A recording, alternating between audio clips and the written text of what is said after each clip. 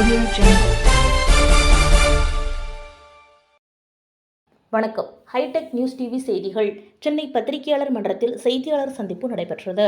அப்போது செய்தியாளரிடம் பேசிய சத்குருவின் காவிரி குக்கரில் பி இயக்கத்தின் ஒருங்கிணைப்பாளர் மு. சிவக்குமார் அவர்கள் தெரிவித்திருப்பதாவது: தமிழ்நாட்டில் மழைநீர் சேகரிப்பு மிகவும் அவசியமான ஒன்றாக இருந்தாலும் வீடுகள் மற்றும் விவசாய நிலங்களில் குறைவாக நடைமுறையில் உள்ளது என்று கூறினார். இதன் விளைவாக குடிநீர் தட்டுப்பாடு, நிலத்தடி நீர் வறட்சியடைதல் போன்ற பிரச்சினைகள் அதிகரித்து வருகிறது.